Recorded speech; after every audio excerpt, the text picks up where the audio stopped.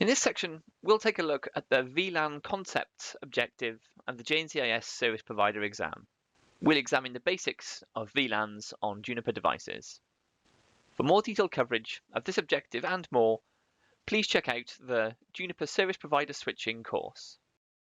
In this video, we're going to take a quick look at VLANs. So VLANs are a way that you can segment a broadcast domain in a layer 2 network. It's how you can create logically separate layer 2 networks running through the same physical switching device. And they work by inserting an additional piece of header into an Ethernet frame. So let's take a look at an example Ethernet frame now. We've got our destination MAC address, source MAC address, ether type, our encapsulated data, our IP packet, for example, and the frame check sequence. We insert this VLAN tag header immediately after the source MAC address, and it's a 4-byte header that takes this format here. The first field is a 16-bit field called Tag Protocol Identifier, and this occupies exactly the same space in the original Ethernet frame that the ether type field would occupy, and it performs exactly the same role as ether type, i.e. it's telling us what the next data that is encapsulated in this frame is going to be.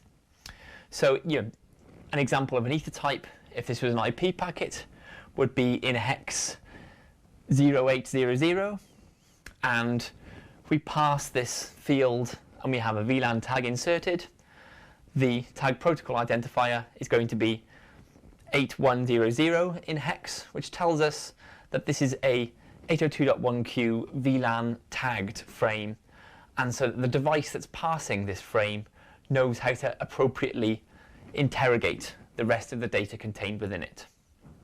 The next field is the 802.1p priority field, and this is a 3-bit field that's used for quality of service marking. So it's how we can classify traffic operating at layer 2 for different levels of quality of service. The next field is a 1-bit field, and this is the canonical format indicator field. And you don't tend to see it used much anymore, but it was used when we had interoperation between different layer 2 protocols like Token Ring and Ethernet. And then finally, we've got our Vlan ID, which is a 16-bit field. And it's this number that's going to be providing our logical layer 2 separation.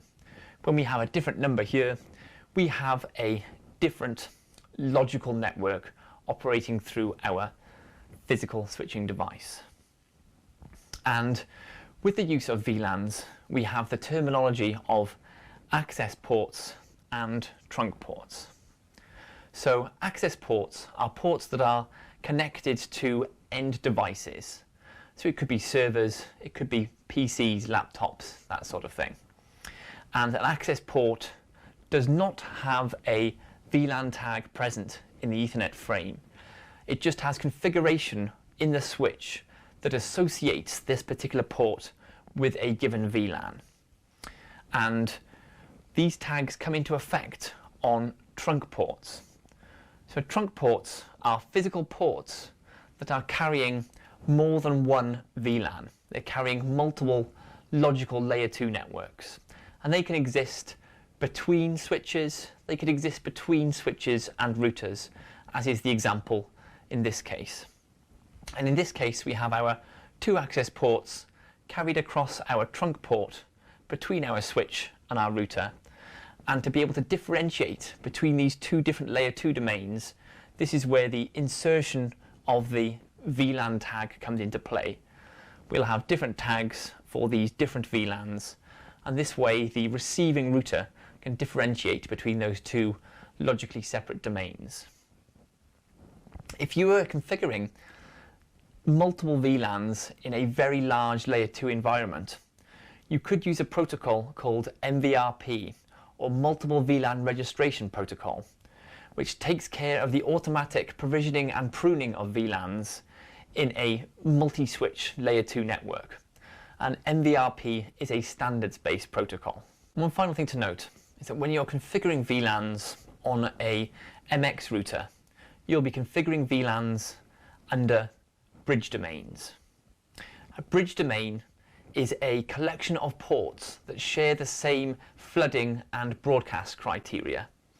And normally you'll find a one-to-one mapping between a VLAN and a bridge domain.